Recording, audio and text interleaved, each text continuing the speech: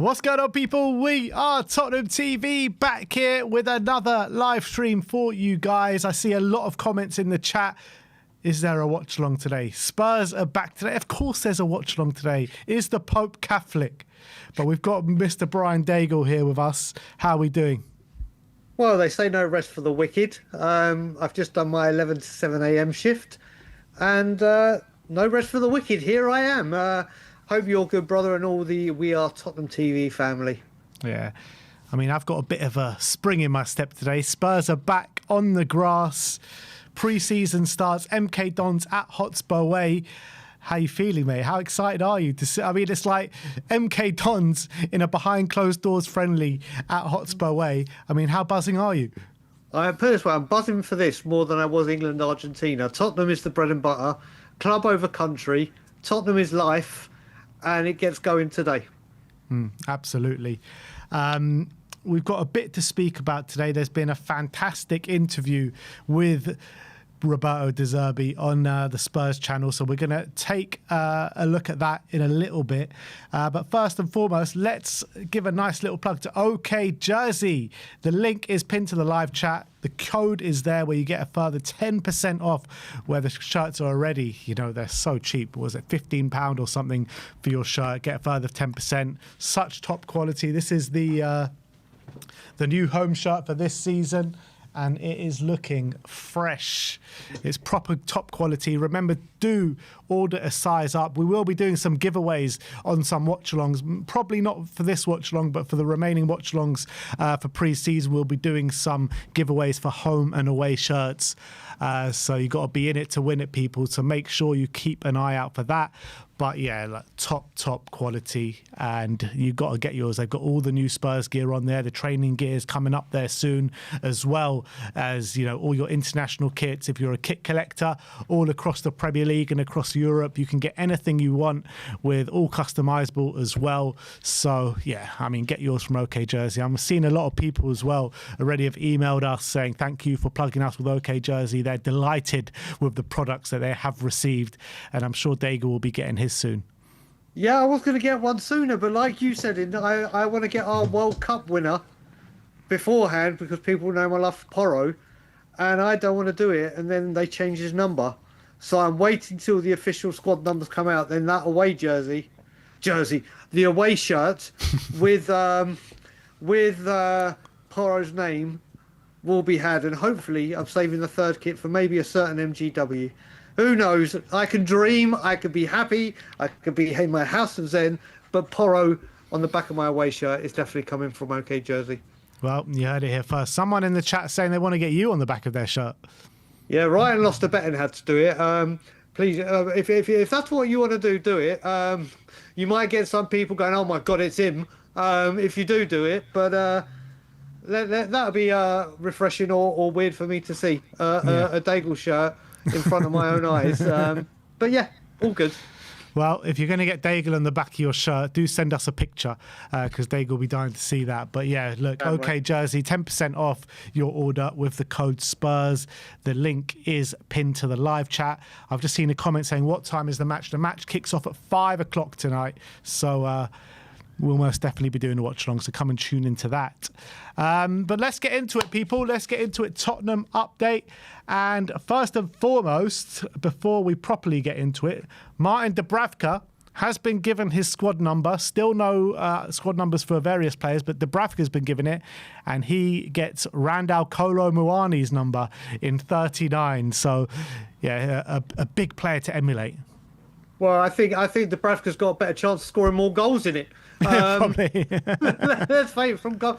We all remember the Paul Robinson incident. Yeah, so let's hope he wears it with a lot more success than Muani did.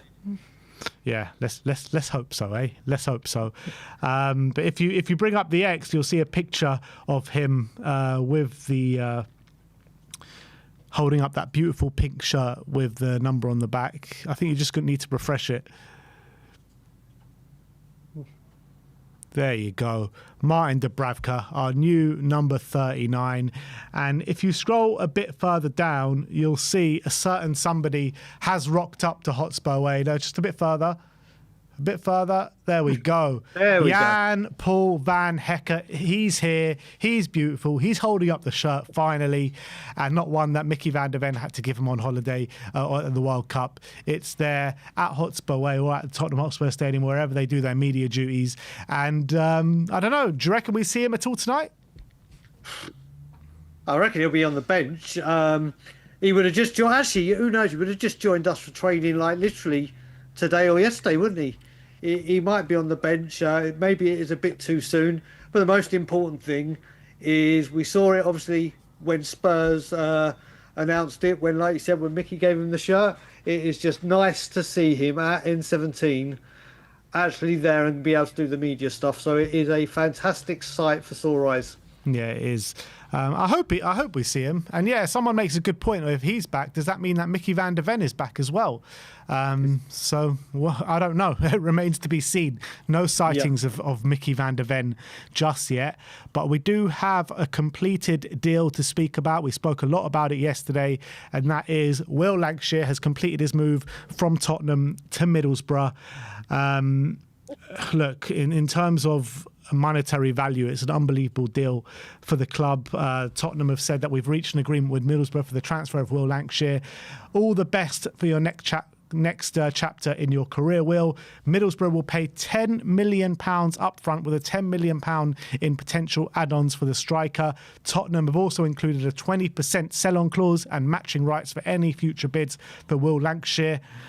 George Sessions says that Will Lancashire would have gone out on loan. However, a £20 million package was too good to decline for Tottenham Hotspur. So yeah, I mean, it is sad to see him go because obviously me and you had quite high hopes for him and, you know, even thought potentially he could make an impact this season as maybe the third striker. And we all know with Dom Solanke's injury record, maybe he would have seen more minutes. But he's gone. Spurs have got a good fee for him. I'm gutted actually to see him go, especially with the lack of number 9s on the market right now. But what's your reaction on it? Yeah, Ben, we spoke about this on an update, and I wish like you had been alone, or he'd stayed behind. Preferably, I thought alone, go see what he could do at a challenging championship team, because we saw what he did at a relegated team. Sorry, and I think it's a big shame. I think it's a big shame. I actually think of all these youngsters that we think might be geared for success, he would one I would say that I really like the look of and thought would. And I'm just going to quickly refer to what I sent you, Paul O'Keefe tweet. With everyone going on about the youth and the youngsters being sold. First of all, before I talk about the Paul O'Keefe tweet, I did it on ChatGPT. I was like, can you give me the youth products that have left Spurs within the last 10 years and where they've gone to? And obviously a massive proportion of them have gone on to do diddly squat. But then Paul said, which I retweeted, was, our fans need to decide what they want. You can't be screaming you want a 70, 80, 90 million pound plus signing for a centre forward, then complain when Scarlett's path is blocked. We've had one anomaly in the last 20 odd years. Not everyone is a Harry Kane. A lot are there just to make up the numbers, in truth. And he's bang on. And like you said, Spurs were prepared to make it alone. But when £20 million comes up, we've got to remember this guy hasn't really featured in the Premier League at all. And you get that kind of money thrown at you. Yeah.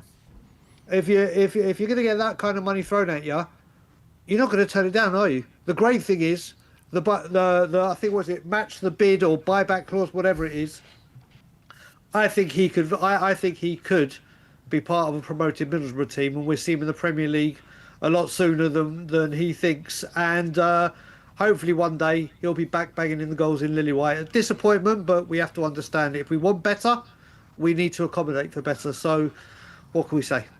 Yeah, I mean, look, I think there's a few ways you can look at it. There's one take that's that, but there's another one being like, are we selling too many youngsters right now? Because we've bought, all these youngsters in and they all seemingly have a bright future. Luka Vuskovic, Lucas Bergvall. Obviously, Bergvall's not gone yet, but there's big rumours of him going. Will Lancashire as well. Could we have swayed away from taking the money for Will Lancashire and just persisted with the loan, especially because he's a number 9 and because of the number 9 market? All will be revealed September the 1st. If we honestly, we can't. Honestly, we don't know what's coming in. we did know housekeeping is going to get done and players are going to go out. We see a lot of fans going, well, why haven't we got rid of Saar? Why haven't we got rid of this? And that's right, but we can't just, it's not, okay, we do this in the pecking order. The clubs need to come in and make the approaches, or Mawson or Lange, who's still in, needs to do that networking to get these opportunities. And I agree with you that the number 9 market is so saturated and so sparse of identifying talent. And if you do want a big one, you're going to have to pay big money. We'll see come September the 1st. I've got full confidence that we're going to sort this front three out. And yes, this is me saying it, but I have full faith that Spurs will address these issues with the summer indicators that we've had. But only time will tell. Yeah. Let's talk about Ashley Phillips. There's been a rumour about him today that's come out, and apparently Alan Nixon is saying that Middlesbrough are now making a move to sign Ashley Phillips on a permanent deal. I can't remember who it was, but we brought it on the update a few days ago, saying that Ashley Phillips will be made available for a permanent transfer. I mean, Middlesbrough really spending that Morgan Rogers money at the right place, at the shop at Tottenham Hotspur. Yeah, I mean, I remember you and Simeon talking about it on a live show as well, and he gave you a list, or there was a list of players, and like you, the only one that I would want to keep, I think Ashley Phillips is destined for great things. I've said it since we signed him. I think he is going to be a top centre back, and with Vuskovic now going, he is one in the centre back. Obviously Dorrington's going, whatever. I would have loved to have kept him and sent him out on loan, but like we said, there is no sentimentality anymore. And if they're not going to play and De Zerbi's like they're not going to feature, they will go. And I wish it was a loan, but if he goes, I honestly think Phillips will be an England international. He is I think great things for Ashley Phillips. You know, he very well could be, but again, he's 21 years of age, older than Luka Vuskovic. If he wants to get first-team football at Tottenham, he's going to have to wait a while, because we've got, Kevin Danso, we've got, Jan Paul van Hecker. That's the kind of right side lockdown for quite some time. And also, you've got the darling of the academy in that position as well, and Junai Beifeld. And I think Junai is obviously that much younger, so he's got more time on his hands, it can be a bit of a handover at times when Junai comes into the team. So I completely understand the Ashley Phillips one, to be honest. Yeah, look, I hope, and I'm impressed with Spurs. Not only are they getting players out the door like we've never seen it from youth, from Deadwood or players that haven't featured. They've been very smart with their youngsters with these buybacks or match options, and I'm sure they'll put one in for Ashley Phillips. But how nice is it? We're at a time now where these youngsters might have to make way because we have too much quality. Yeah, it's mad, isn't it? Never been seen before at Tottenham Hotspur. It's such refreshing times. We can all say, like, people know I'm a massive fan of Kevin Danso. I love that man. You should have said. And some people will say he's I'm very misunderstood when I'm speaking about Spurs. I think he's such a quality defender. He has his moments or things he needs to improve, but you look at the players that are there, and we have just got pure in defence. That's 4 with Senesi as well. It's such a high quality quartet that is just so refreshing to say, do you know what? I can't see a way through because our 4 choices are that strong. Yeah. So long may this kind of thing continue all over the pitch. How much do you reckon we get for him? I was thinking about this earlier. I mean, it could be around, when you take in add-ons included, it could be around the £15 million mark, something around there. Well, you look at what Lancashire's just gone for. Yeah. And this guy's had 2 stellar seasons for Stoke. Stoke haven't had the best of seasons. I think he made it into Team of the Year or he did. So he's done that. So surely he's going to be worth at least that. Because I think, obviously, he's a centre-back, Will's a striker, and strikers will obviously naturally be more. So, yeah, I reckon he'll go for like 15 million, around about that, with add-ons included. And we bought him for 3. Yeah. Again, like we said when we did the update a couple of days ago, Spurs are moving on players at a profit, non-stop. Apart from the Dragusin losing out a little bit because of the injuries and lack of playing time, Spurs are actually selling these players for profit, and we'll go back to the squad so we can spend these big fees and the wages. So exciting times. Yeah, look, everyone said that Spurs need to be better sellers, and I Yep. mean, that is some jump to the way we're doing it now. You're talking about over 100 million on already, and we haven't even sold anyone significant yet, really. Yep.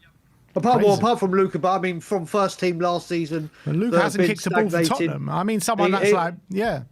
It's insane. Like I said, Bergvall, it looks like that will go through at some point. I haven't even mentioned Romero. We wanted change on the pitch, and that didn't just mean players coming in. It meant getting players out and getting good value. And they're certainly doing that. They are certainly doing it. Yeah, well, you mentioned Romero. Let's talk about Romero then, because there's been a couple of updates. Romano saying that Romero will 100% leave Tottenham this summer. Story confirmed last week.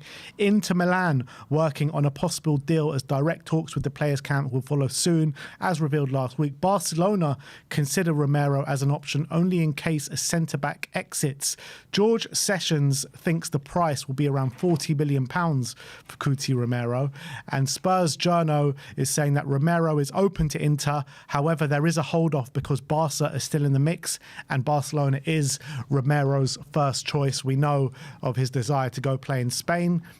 Yep. But if no offers come in, then obviously he can't go there. But, you know, I guess he's using Inter Milan as maybe a bit of a fallback option. And, yeah, there was reports. I mean, Himothy was actually messaging me earlier today saying that he's got unconfirmed reports that he's already agreed personal terms with Inter Milan.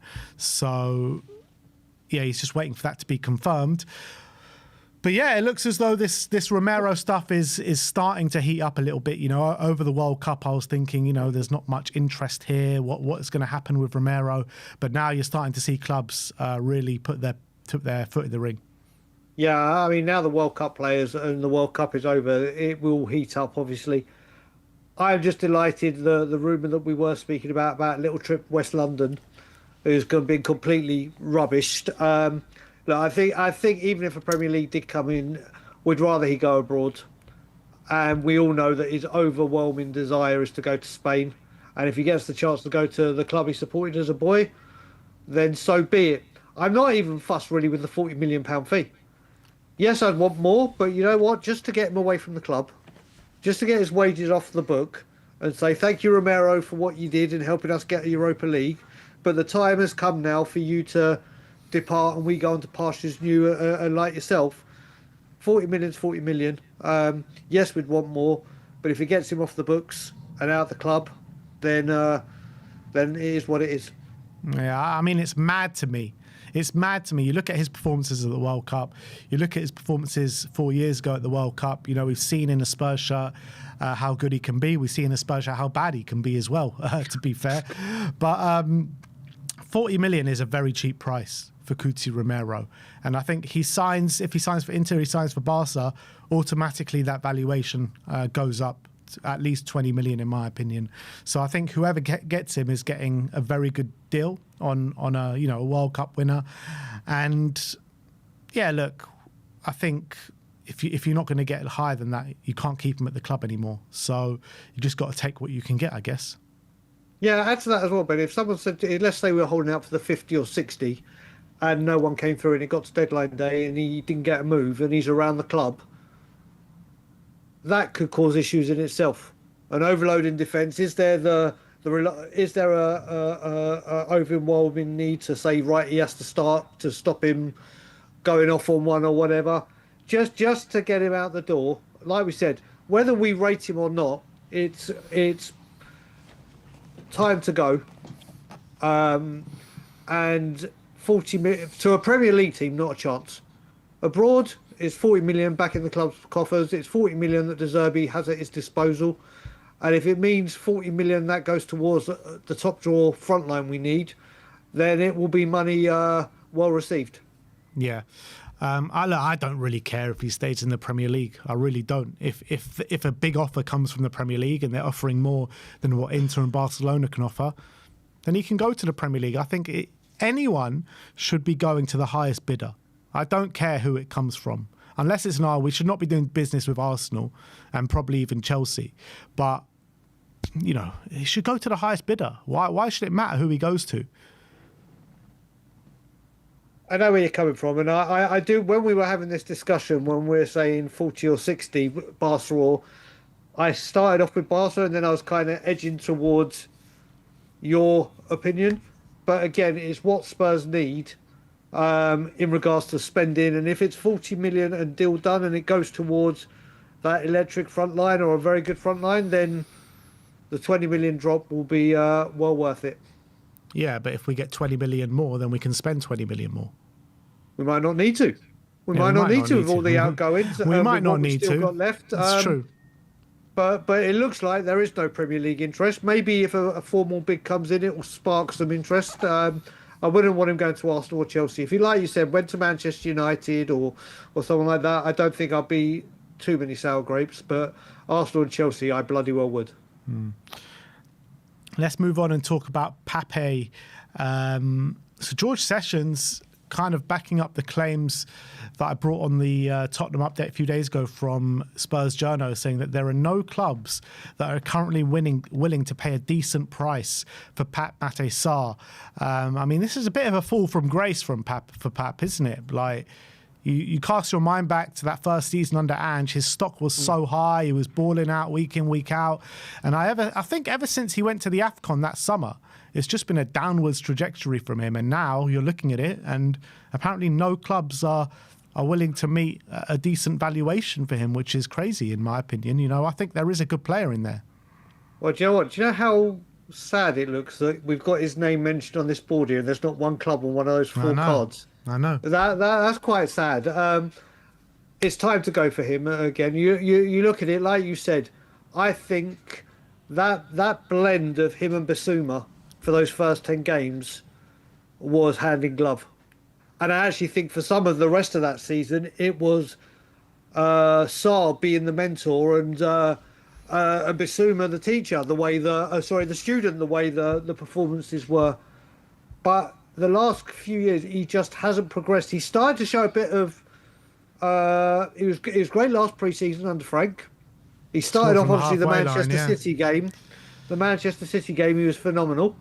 And then again, and probably down to Thomas Frank, he just stagnated. But he's been in now 4 years. He hasn't improved, and I think he does. I think he personally needs a new challenge because every time he does get going, something happens, and maybe the fresh challenge. But it's just a shame no one is coming in for him. But again, if you're looking at it right now, what would you say Pape Matar Sarr is? I'd say he's a box-to-box midfielder. I'd say he's a box-to-box midfielder. Exactly. I mean, you look at it. I mean, value-wise, what would you put him at? Oh, it's got there 30 million. I think that's a bit steep. That's his valuation on transfer market, 30 million. I think it's euros, not pounds. Okay. I mean, I don't think we're getting anything above 15, 20 million for him. What do we pay for him? Around that as well? Yeah, I can't remember what we actually paid for him, but yeah, it must have been around that sort of figure. So I don't know. It's a sad case of Pape Matar Sarr. There's someone in the comments just now as I look over to them from Cameron, and he's put, I think he means loan him out. I mean, if we can't get a valuation for him, surely a loan with a option or obligation might spark some people's interest. But yeah, how much did we get him for? I'm not too sure. I think it must have been around about the £15 million mark, 10, £15 million, something like that. Yeah, there's a couple of people saying around 10 to 15 mil. So we won't even get a great profit on him. But I think he desperately needs a new challenge. Yeah. And hopefully he'll get it. But look, I don't know where he's going to end up. But, the way it's going with the interest that he's in, he might end up somewhere like Turkey or Saudi or something like that. Yeah, I mean, if he goes to Saudi, he'll be a happy boy, won't he, wage-wise? But you look at that and you look at the midfielders we have, he's not going to get game time. He's just not going to get it. So surely, I mean, maybe Spurs will look at, like Connor said, a loan move. A loan with an option might be the way forward with him. I reckon with Pape, some interest will get generated at some point, and maybe like towards the end of the window, there could be a little bit of a late flurry for Pape. Because look, at the end of the day, you know, the World Cup's just finished, so the real action of the transfer window is really going to start to kick into gear now. So let's see. You know what? You know what, Ben? I think there's some other team around the world that are telling their fans, like we've been told years and years and years, we're waiting for the right opportunity, and then we'll move. I think Pape Matar might, nearer the end of the window, be an opportunity that some clubs act on. So I think this may develop nearer the end of the window. Yeah, exactly. Let's move on to Jed. So George Sessions saying that Jed Spence is not pushing for a move away from Tottenham, and Tottenham are not actively trying to sell him. However, if a big offer comes in, they would accept it. There's reports in Italy now saying that Inter Milan have decided not to proceed for Jed Spence at the moment. Tottenham's £40 million plus valuation of the defender is deemed too excessive for Inter Milan. So, I mean, that's positive, in my opinion, because, you know, I like I've mentioned so many times, I like the dynamics of having him and Porro on the right. You got a Doggy and Robertson on the left, and Spence, you know, he can fill in on both sides. So if he's not pushing for a move and Spurs aren't actively looking to sell, and only, you know, a big offer is going to force our hand, then I think that's exactly where we should be, to be honest. Yeah, as I've said, especially when I've been with you or still on updates, I'm not opposed to him leaving. I really am. I'm not. And that's just because I think we've seen that his best position is left back. We've got a ton of them. I can't see him getting minutes there. We know Porro is number one right back. And if you can get him out and get someone like a Neco Williams in, then that is really good cover. And someone that can offer something different to Porro defensively and offensively. He doesn't have the passing. He has to get him forward. So I'm not opposed to him going, but like you said, I'm not like, right, I want him out the door. He's got to go. It's like if there's no bids for him, and Spurs don't want to sell him, then brilliant. If he can show what he did at the World Cup in a Spurs shirt, because how many times did we see him on the left wing last season and he cut back in? You got to remember though, the times that we saw him there was under Frank and under Igor Tudor. Yeah, and that's the thing. And also with De Zerbi, we talk about him dropping Graham Bergvall for Paulinho and Bentancur. Well, he dropped Spence for Destiny and Porro. So I think the main part of this is if Jed Spence wants to move. If Jed Spence starts getting his head turned, because obviously after what he's had World Cup wise, is he going to want to play second fiddle when he's 25 years old now? Been at us, 4-5 years? Yeah. And hasn't. Only time he has nailed left back down a constant run is when we don't have a left back to play there. So I think that this move hinges on whether he says, right, listen, I'm not playing second fiddle. But if he stays, an asset. If he goes, as long as there is a suitable replacement, I'm not too bothered about it. Yeah, and after his World Cup exploits, that's probably put a bit of money on his valuation as well. So I'm kind of comfortable either way. I agree. I'm like that as well. But I would probably side on, if I give me a proper preference, I'll probably side on keeping him at this moment in time. Well, I'm slightly on the other side, but that's for the reasons I said. If we were short on left back, I'd be like, absolutely not a chance, blah, blah, blah. And if we didn't know how much De Zerbi loves Porro and how regular and how available Porro is, again, I'd probably be saying, yeah, do you know what we're doing? But again, sentimentality and whatever, it's what De Zerbi sees going forward as his team. And if Spence is surplus to requirements, then we've got to roll with it. Someone's made a good point in the chat back on Pape, like maybe Al Nassr would pick him up with Ange being the manager there now. Yep, that's a great point. And you did mention, you never know, French League, Metz could, or not Metz, but he's known in the French League. But yeah, it's a great shout. That's a great shout. Dane Scarlett, George Sessions saying on Dane that he looks very likely to depart Tottenham this summer. It's a shame with Dane, isn't it? Because, you know, I had really high hopes for Dane. He was definitely one of the best finishers that we've had at the club for many years now, obviously post Harry Kane and post Sonny.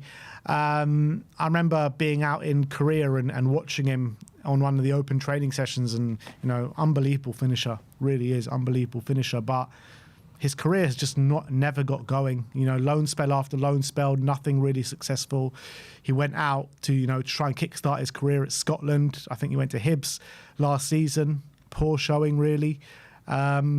So yeah, unfortunately, he's probably going to have to go down the leagues to kickstart his career. Well, not even that, mate.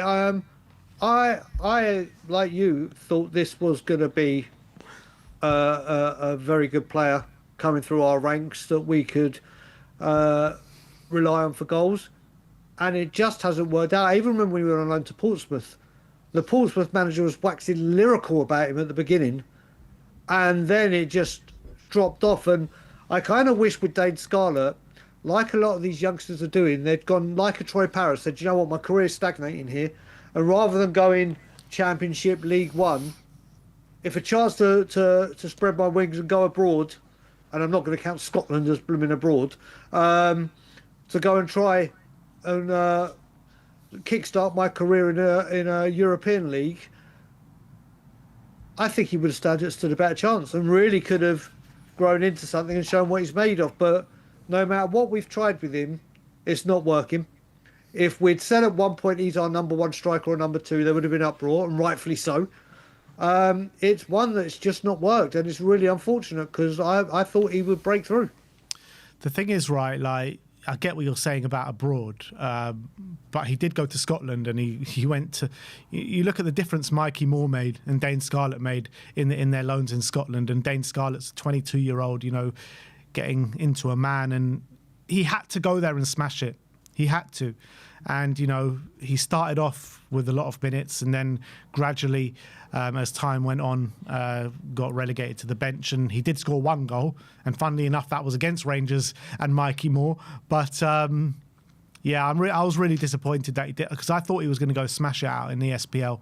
And it was a really poor loan spell for him. So let's hope we find the right move for him. It won't be a loan. It's going to be a permanent. So let's see where he ends up.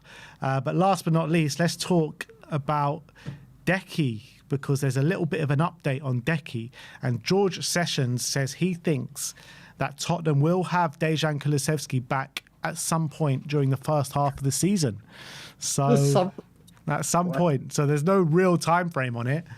But that's more positive than saying we have no idea when he's going to come back and you're never going to see him again. So if he's going to be back at some point during the first half of the season, that is majorly positive in my opinion. Joe, I'm trying, as you know, I've approached this new House of Zen, relaxed, easy going, and I'm going to stick to it. But with this one, this is nonsense, as in the timeline. Although I know there'll be a Twitter account that said, there's a Twitter account that goes, the handle's like, has Decky played football today? And he just goes, Dave, whatever, no. And that's it. Every single day he does it. We've gone from, it's a slight knock originally, to that it's worse than first feared, to that when I was back in England, he's gone to Barcelona for an injection, and we'll find out 3 weeks later, which was when the January window would have closed. So he's making progress, to seeing him playing basketball and kicking balls quite freely with a goalkeeper in the net. To he's going to be, and seeing all this things now, to be told first half of the season. Now and that could be second half of the season, mate. This is just with the. This is where you look at it. Like we were talking the other day with Jamie Donnelly, and maybe he'll stay because of Maddison coming back from injury, full pre-season. Obviously, Xavi's not ready. Maybe there is a need for that kind of player. This is not this for me. I appreciate what Decky's going through. I think he's a great player. On his day, we've seen what he can do, but this is just getting beyond ridiculous now. I mean, this so basically what he's saying, that he could be back at some point before the end of the year. That's what he's saying. From a slight knock, May 2025, 5. A slight knock to he could be back before 2027. Yeah, that's pretty much where we're at. That's the Spurs medical team for you. It's so frustrating, isn't it? Because, like, on his day, this guy can be such a top player, and he would have such a major impact for us if we could get him fit, back to his best. But the reality was, even if he makes it to be part of the squad before the end of the year, how long is it actually going to take him to get back to being, like, proper back to where he was and up to speed with things? It's going to take him ages. Well, let me ask you a question. I asked this on Tottenham on Tour and the coffee show yesterday. If we were to sell Decky this window, how much do you honestly think, top dollar, people in the chat, with the injury record that he's had, and let's face it, he picks up an injury that knocks him out for 6 weeks, 2 months, whatever, every year. Right now, if Spurs were to sell, what do you reckon? Nothing. You don't reckon? He has no value right now, in my opinion, because this injury is too up in the air. Nobody knows what's going on with it, you know. But for someone to chuck a Hail Mary, if you were chairman of a club, I don't think anyone's putting any money down for Decky right now. Nobody. It'd be interesting to see what the chat say, because I couldn't work it out. I would sell him, and then Ben said you're going to get nothing for him. I don't know how long he's got in his contract, and I'm not saying cancel his contract or anything, but how long is we're going on about? We can't wait for the ones. You can't sell him. He's unsellable right now. You can't. It's impossible. It's a shame. It's a shame because, like I said, we know what he can do, and he has this like 2-3 month period where he is so heavily involved in everything we do. Yeah, he's integral, and then obviously we get to the overplayed and undervalued. We knacker him out, and his performances dip, and we don't see him again properly at that level for ages. It's such a tough situation. But now to hear, like you said, the first half of this season, this just keeps going worse and worse. Yeah, look, it does leave me feeling a bit more positive, because before seeing first half of the season, there was no time frame whatsoever. So at least we have some sort of vague timeline now. So it leaves me feeling a little bit more positive. But yeah, I get the frustrations. But yeah, definitely not sellable right now. Until he gets on that pitch, he's not sellable. Well, we know that Rafi Mawson has come in and is working wonders. We've just brought 2 medical team in. Hopefully they'll get there and they'll be like, yeah, he'll be back in a month. Yeah. And then there he is. Look, if he comes back sooner than that could be, again, just the worst case scenario and what Spurs or whatever wanted released. For me, that's just, it's a massive long wait again. And do Spurs keep hoping and going, yeah, he'll be back, and then when we've got him, we've got this player back? I don't think. What other option is there? There is no other option, because you can't sell him. You can't loan him. You can't. What can you do? You can cut his contract, but we won't. How many years has he got left on his contract? 2 years. Yeah, I mean, put it this way: if he comes back halfway through the year and then gets to the end of the season, do Spurs even extend his contract, or do they say we're going to wait to see what you do in January, and then January obviously he can start talking? You to cannot. teams. There's not going to be any conversations of that until we see him on the pitch, see what kind of state he's in, how long it takes him to get back to full fitness. You know, it's so up in the air. It's so up in the air. Nobody knows. Nobody knows. So it's such a shame for him as well, because before he got this injury, literally just before he got given the captaincy of his national team, he was doing bits for Spurs.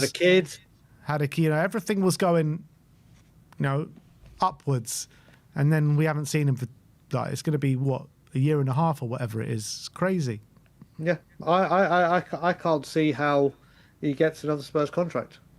Yeah, we'll have to wait and see. But yeah, that is your Tottenham update for today. Let me know in the comment section below your thoughts regarding all the new stories that we have spoken about today. I believe, was there a couple of super chats? Not really, no. By the way, we got 2,100 people watching here. Brian Daigle is so close to reaching 11,000 subscribers. Brian, tell him. You've got to hit that subscribe. We are the magical number of 69 away from hitting 11,000. That's it. Just 69 people. And I'm sure Sammy can drop our link in the chat. If I could just ask, if people were liking the new relaxed, play cool, go with the flow, be positive, Brian, expect a lot more of this summer or this season, because I'm actually going to enjoy being a Spurs fan and not focusing on the board non-bloody stop. The man I was against is in my rearview mirror. Don't really plan to mention him unless something happens. But yes, like I said, we are 69 away from hitting 11,000. And if you guys at the We Are Tottenham family can help us reach that milestone whilst we are on stream, that would mean more to me than you could possibly imagine. Yeah. So the channel name is Tottenham on Tour. So go and head over Let me drop the link and hit subscribe, people. Hit subscribe and let's get him to 11,000 today. There's more than enough people that we can hit it in the next minute, people. We can hit that 11K in the next minute. I want to say a massive thank you to all of you as well, because we did hit 10K on the ball a few days ago. So all thanks to you guys out there. So if you haven't already, please do go and subscribe to On the Ball as well, where we're going to be bringing you content from outside of Tottenham, the general footballing world. So the support on there over the last week or so, or last couple of weeks, have been fantastic. So I can't thank you guys enough. And let's hope we can let's get On the Ball and Tottenham on Tour both to 11K today. Come on, guys. Let's do it. Let's do it. I'm about to drop our link in because I have the capabilities to do so. Copy link. Let's do it. Let me just quickly go into YouTube. Where are you guys? We are Tottenham TV live. We are Tottenham TV. Tottenham on Tour's link is now in the chat. Like I said, we need 69 people. I can't see the exact number as it hopefully goes up. But if you could help us get to 11,000, it would be absolutely incredible. A couple of chats coming in. Jack Spurs says, is Sib working today? That guy has more downtime than Decky. you're more absolutely spot on, mate. Absolutely spot on. And another one says, Ben, it says, where is it?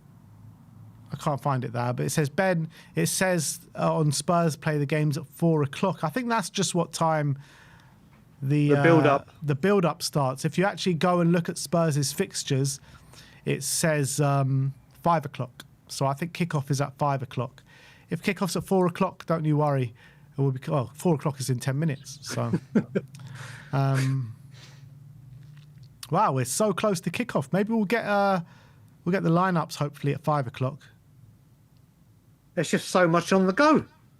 Yeah, a lot happening, people. A lot happening. And what else has happened is Roberto De Zerbi, the main man, has done an interview on the Spurs channels last night. So let's go and have a look at what he said. And I can tell you what... Before you push play, just go like that when you're pausing it, because I've got my headphones in because I can't hear it. All right. Well, let's go and have a look at what De Zerbi has been saying.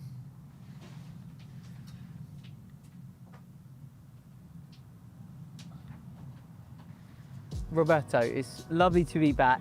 How are you feeling? How does it feel to be back here at Hotspur Way?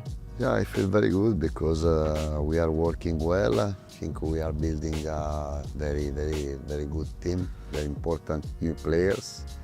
And we are keeping the players to start for another project, for another part of the history of the club.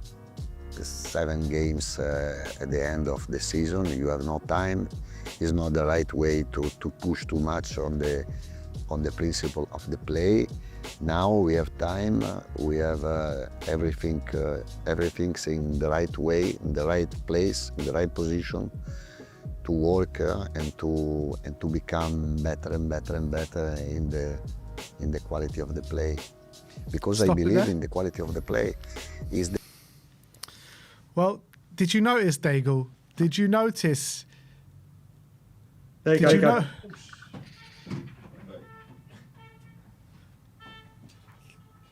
Did you notice that that smile? When he first sat down, he had the biggest smile on his face. I've never seen a Spurs manager actually smile like it. Such a breath of fresh air.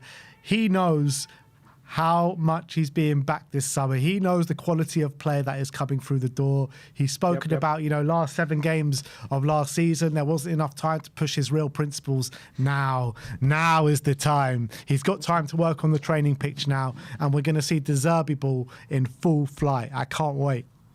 What you just said there, the key part about when he came in, he said, listen, the main aim is survival. I'm not going to try and overload him with my system because it's too short a time to do it. He must. I can't remember Spurs manager ever walking into a pre-season. Apparently, there's an echo. Is there? That's what they're saying. Yeah.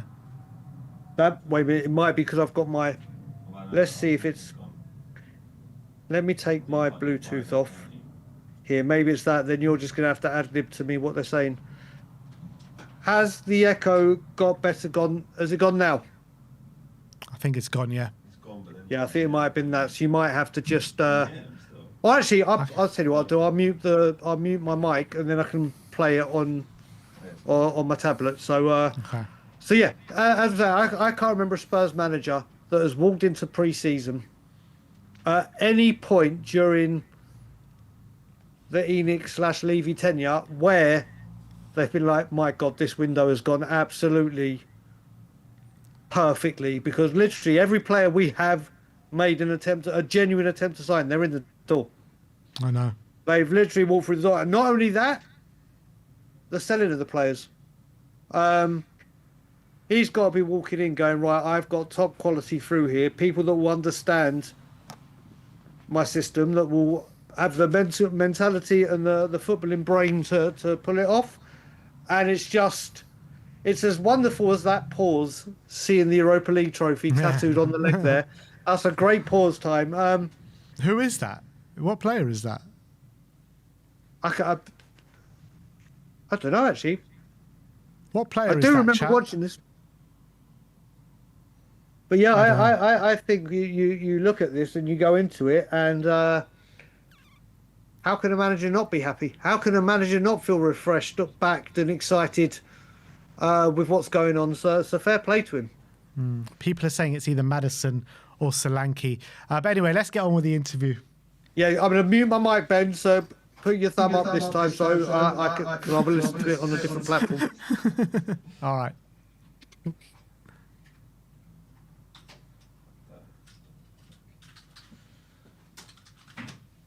All right, we're going to press play. The best way to reach the you're result, right, chat. not It was to Dom be Solanke. nice, or to be nicer for the fans, for the journalists. No. It's because I totally believe the best way to reach a result, the best way to enjoy on the pitch, the best way to speak together just one language is to have a good organization on the pitch.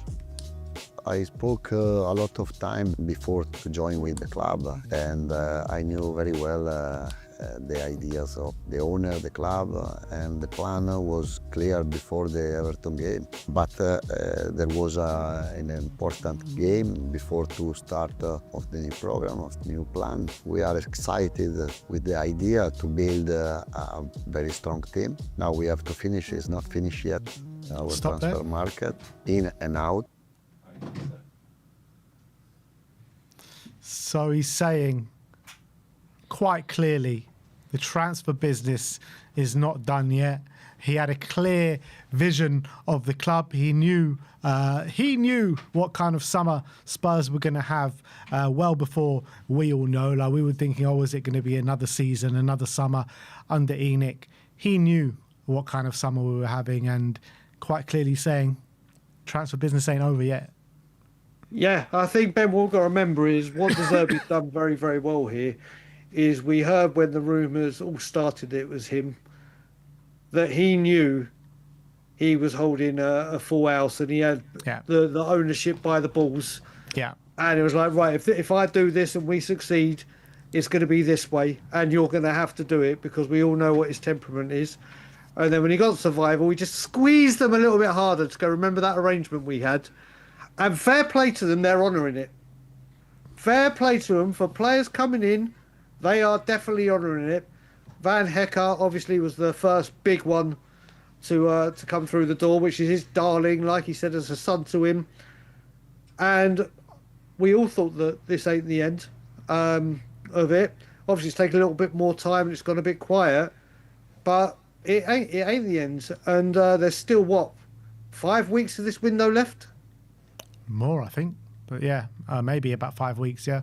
Well, about 5, and then you look at it, normally this is about the time we start getting a wriggle on and start doing things. Yeah. We've already got, what is it, 6 through the door? 5?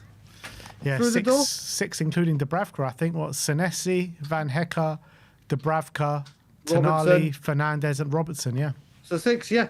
Normally we're just starting, and it's wonderful. And then now, like you said, this front line, it hasn't finished. We all know where we're thinking it's going. Can't wait. Yeah, let's keep going. Wait. Damn right. All right.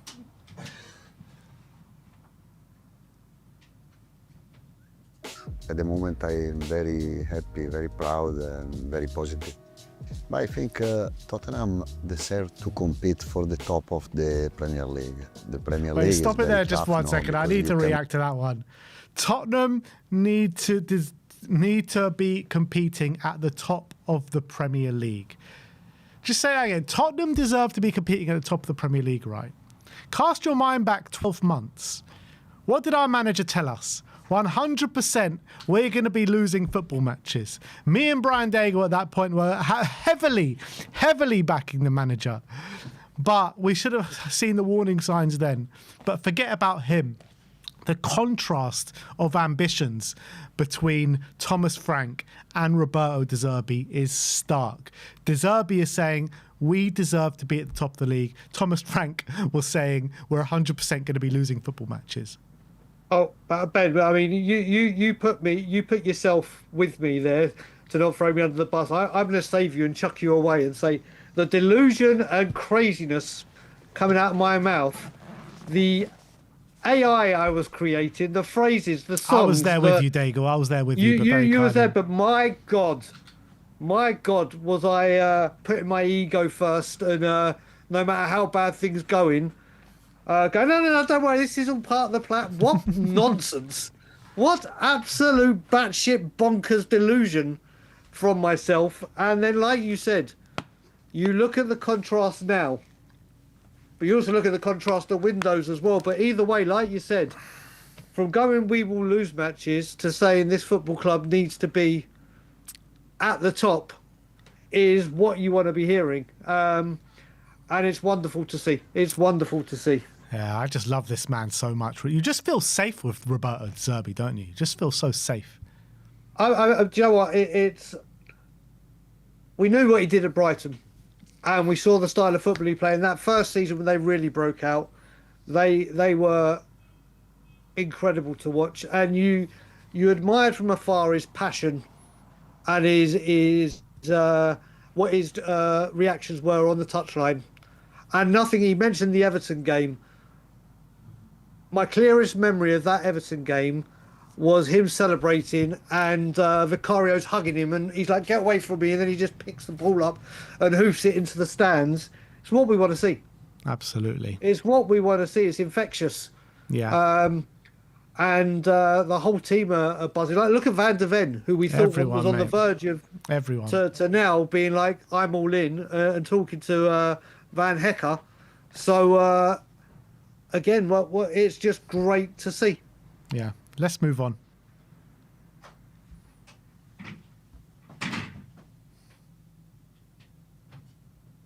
Build a strong team. If you have a good motivation inside of the players, a good organization on the pitch and outside of the pitch, I think if you work well, at the end you reach a result, you reach your target. We are all together to fight to reach the result. Of course, Tonali, Mateus Fernandes, Senesi, Robertson, Dubravka also, and JP Van Eyck, all of them are very important as qualities of the players, for sure, but first of all as a quality and level of the people. When I want to convince one player, I have to be able to come inside of their head, no? Tonali was very young when he started to play in Brescia and was a leader. And I think Tonali needs to play in a big club with a big motivation. For Mateus Fernandes, for example, is a crucial this part of his career because he needs a particular style of the play to show all his qualities. JP Van Eyck is like my son because I worked with him 2 seasons in Brighton. I know very well as a character, as a personality, as a leadership. Robertson can give us personality and the habits to win, to fight for the high level. And Senesi, as a style of play, as an experience in Premier League, as a human quality, I think can be very, very, very important for us. Last season, I think we reached. So you're talking about him talking about his brand new signings, and every single one of them, he gives some great kind of just little tidbits about, obviously, Tonali, he knows well, coming from the same town, saying he was a leader from young, blah, blah, blah. But every single one of them with Van Hecke saying he's like a son to him. Mm-hmm. And he's getting, it's not just about the right player, but it's about bringing in the right personalities as well. Mm-hmm. And it's something that we spoke about at the time, all these players that we've brought in were all leaders in their dressing rooms in Premier League teams as well. So all of a sudden you're looking like a squad which lacked leadership, which now a squad which maybe has an abundance of leadership. Yep, it's something that's been missing from our squad for a long, long time.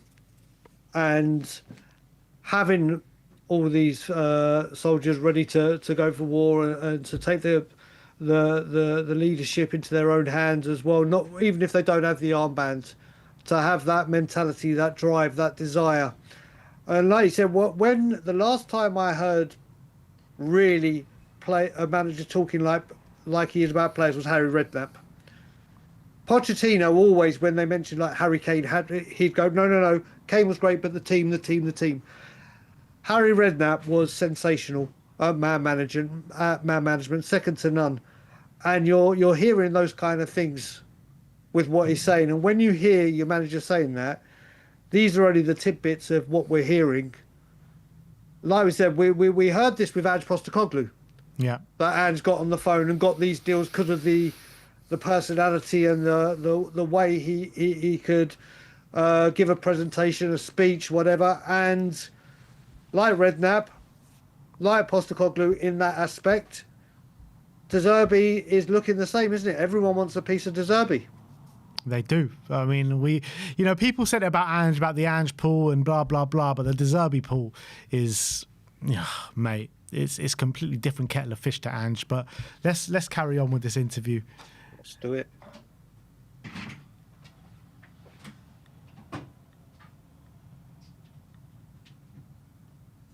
The target showing character. Now we have to push in the style of play, in the quality of the play, in the organization, and now is an important part because now we are building our journey.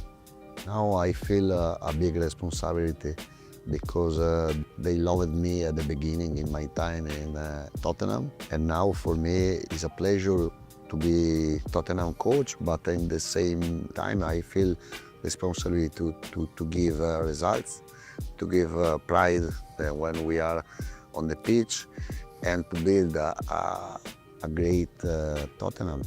Football in my head is democratic, and every one of them has the chance to show me if they are good enough to play, if they are good enough to stay in this big club, and name and surname doesn't matter, they don't matter when there is a ball inside of the pitch.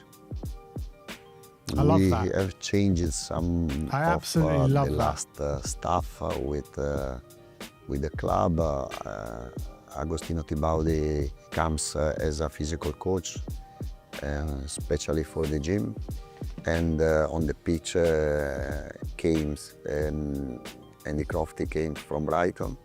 He's a big friend, a big assistant, great experience, great knowledges, and we already have been very good in the staff, because I found a Tottenham staff, video analyst, set pieces coach, goalkeeper coach, Bruno Saltior, amazing. But I think with this another step, we can improve again. Football for me is all together. No defensive space is like ball possession, nothing change, but the focus normally can change. No, now we have time to give a best organization we can. Never been in Australia. It's very nice to go for the first time for me, but we are going there to work and to prepare of our best. It's important we go to play in front of our fans, because Tottenham have fans in everywhere of the world. To build a new team with the qualities, for sure, but with soul, with passion, with all value we have. Because football now is not just on the pitch, it's not just with the ball, it's before, it's in life. It's how many hours during the day you think your job, and they have to be happy and proud to stay in Tottenham. Well, there you have it. That is the De Zerbi interview in its entirety. And I loved what he said there about, it's not about the names on the back. It's not about who you are. It's about what you produce. Everyone's going to start at square one. Everyone's got the chance to impress me. There'll be no favourites. And whoever performs the best, shows the right mentality, pretty much is what he's saying, is going to be the ones that are going to make a difference. Yeah, I think a big part of it as well is when he goes on about, if you're good enough to play for this football team, you're here and you'll have a chance, which I think is highlighting the painful rebuild. And he has set his plan, his agenda for change, both incoming and outcomings, and he's made it very, very clear. And he ain't hiding behind it. He is demonstrating. He goes, if I deem you, or if you're good enough to play, you will get an opportunity at this football club. And I think that's a big shout for the youngsters like Donnelly's, who he's taken a shine to say, if you are good enough, you will get that. Look at Kinski. Yeah. Started as the backup goalkeeper, then obviously had the Madrid game, then had to step in because of Vicario's injury. Now he's got a brand new contract, and he's Tottenham Hotspur's #1. So he will put faith in talent, and that should be a very reassuring thing for the youngsters that are staying at the football club past this window. Absolutely. And he was talking about the dream team with all the you and me. Yeah, me and you, and everyone that he's brought into the club as well, which is shaping up to be, all his guys finally in through the door. So I just cannot wait for this season to kick off. It's going to be great. We're going to see De Zerbi ball in its full flight. We're going to see a team just absolutely flying on confidence. And, those 7 games at the end of the season would have done him the world of good, wouldn't it? The world of good to see the real mentality of some of these players. Yeah, I mean, if Tudor had stayed that long, or another manager had come in for the short time, the new manager would have come in and would have had no time to get to know the players, got to know who he wants out. Those weeks that he came early could be a masterstroke in getting that done and finally getting him. Even though he had us by the balls to say, do you know what? How many times have we been had by the balls? And they're like, no, you want to do that? We'll walk away. Like I said, me personally, and I'm sure a lot of Spurs fans are going into this season rejuvenated, refreshed, sigh of relief that 17th shouldn't even be a thought. I mean, just the bottom half of the table should be absolutely not happening and nowhere near it. But with the players that have come in, the players that have gone out, and the players that could be coming in, we could be going into this season more excited than in recent times, and it's so long overdue. The Spurs fan base, hopefully on mass scale, home, abroad, Europe, worldwide, can go in together, unified, or not 100% unified, but with a lot more belief in this football team, a lot more belief in the squad and the manager, a lot more hope that the board are setting their stall out to say, listen, we are changing and we can't prove it to you with a second and third window till we have the first one. And I am dying for this season to kick off. Absolutely. Me and you both. Led by Roberto De Zerbi. That was the De Zerbi interview. If you want to go watch it in its entirety, do go head over to the Spurs YouTube channel. But yeah, I love watching it. I can listen to him speak all day, to be honest. I really can. Fantastic. So let us know your thoughts in the comments section below. There's just been one little clip that's just been posted out by Spurs on X, if we can bring it up, because there are a few more faces in the building. So let's go and see who they are. We mentioned before, well, Van Hecke's there, so surely Mickey van der Ven should be back. And there he is. Mickey van der Ven back. Can we put it on full screen? There we go. Mickey van der Ven welcoming Jan Paul van Hecke to the club. Fantastic to see. There's Madison. Look at the size of them both. Yeah, I know. The Dutch wall. Big time. Mate, just to see him pinging the passes about like Toby did.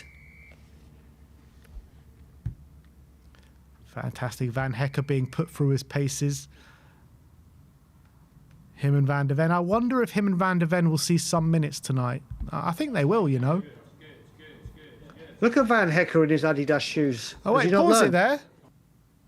Is that Lucas? That's Lucas Bergvall behind him, isn't it? It is indeed. How can you mistake that hair? Yeah, that's Lucas Bergvall's back as well. Did we?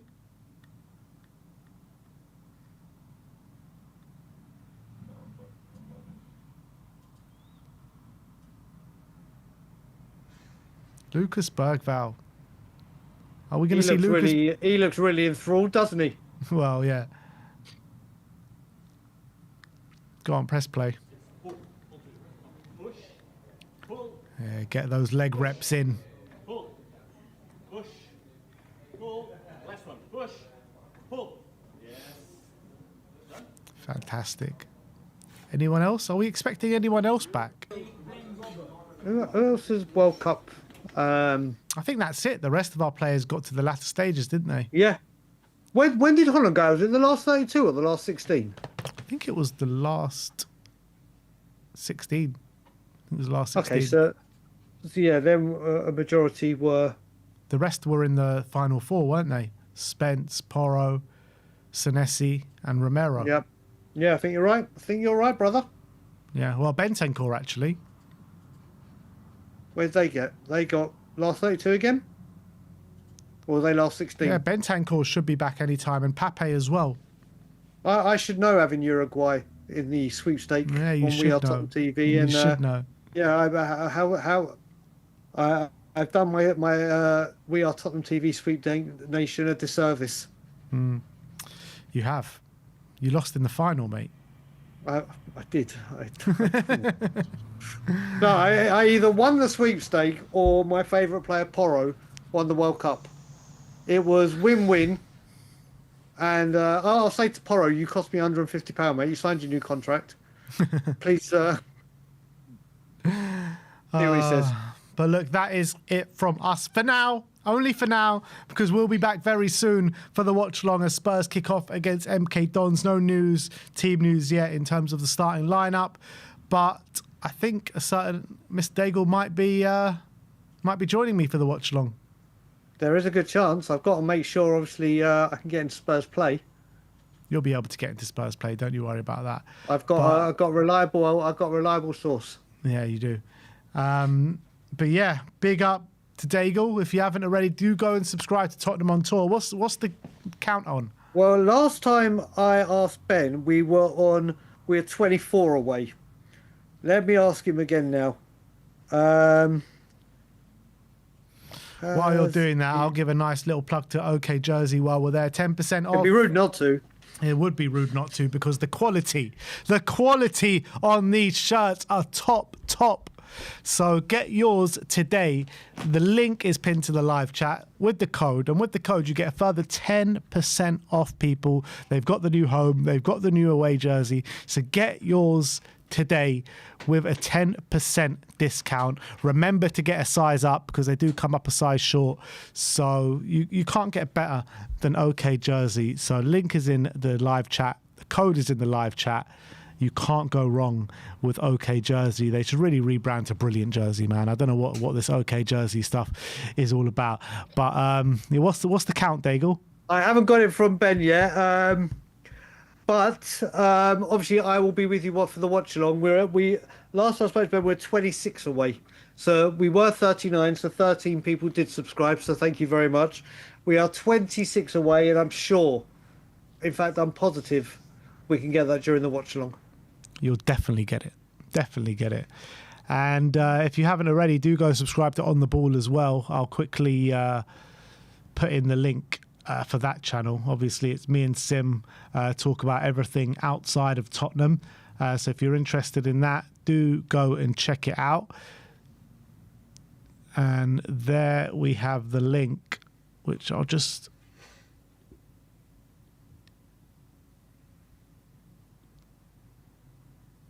There you go. I just replaced the pin chat for On The Ball. So if you do go and subscribe to On The Ball, I'll be very much grateful. Plenty of content coming your way on there. We're making a real big push on The Ball this season, and already have started doing so. So go over there and check it out. Yeah, but we'll see you very soon. Kickoff is under an hour away. So I'm not sure why we haven't seen what the... It's a mystery. Lineups Maybe are. it's not the same with friendlies, that they need to let you know straight away. Yeah. With about 386 subs are being allowed. Yeah, who knows? Exactly. I'm sure it all will be revealed soon, but we'll be going live there in about 25 minutes, people. But thank you, everyone, for joining us. We'll see you very, very soon. Like, subscribe, and comment. And as always, come on, you Spurs. Come on, you Spurs.